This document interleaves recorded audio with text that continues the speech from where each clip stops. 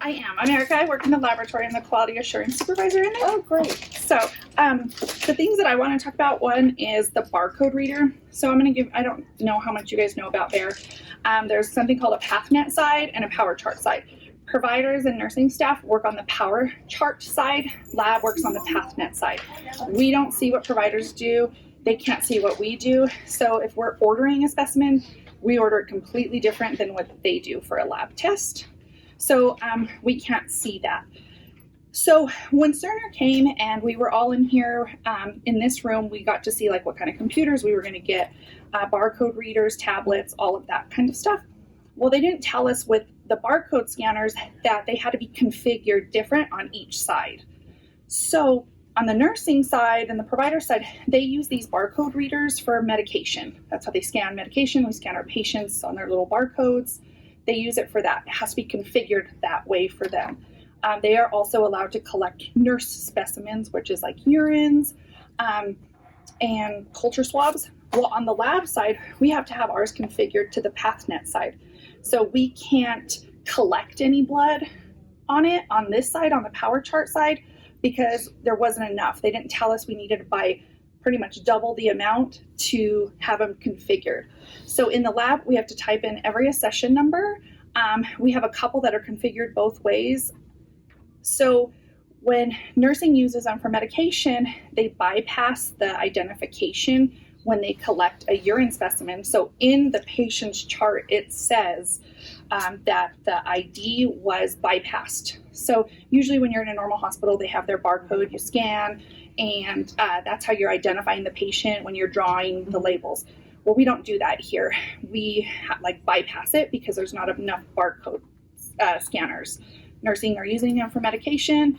Lab are trying to use them just to do their testing, and we only have so many. They're very expensive. They said when we talk to information management and OIT and anybody, we have to pay them out of our own budget. Well, they're very expensive. So that's one issue that is having is we are bypassing that. Another thing that the lab is having issues with is court orders and like eMeds of how they're being put into power chart. When the lab goes in, we have to go through and find them. What is hard for us in our patient population and the stuff that they have is if they are saying they have a court order and don't, and we have HP hold them down, and then they don't have a court order, and it's hard for us to find it, or in there, we can get in trouble for like assault for holding this patient down.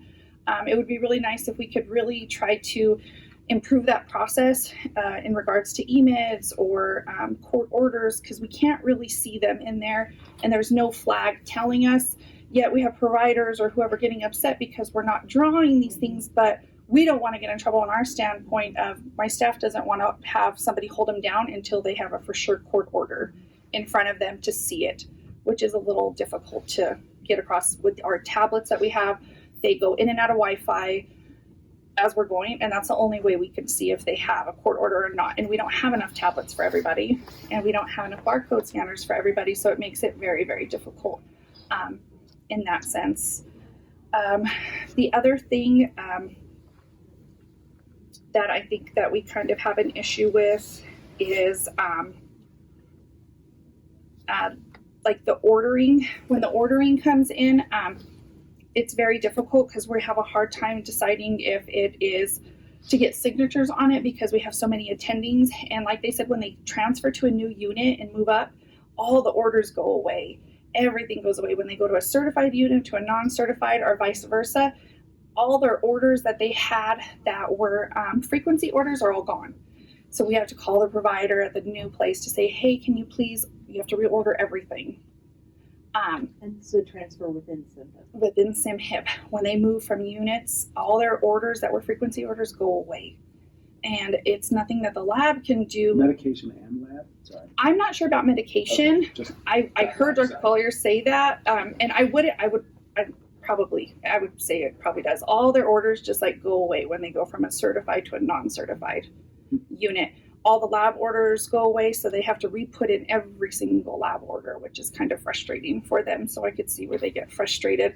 And then we're not collecting their blood at the right time for them to receive their meds from pharmacy or wherever.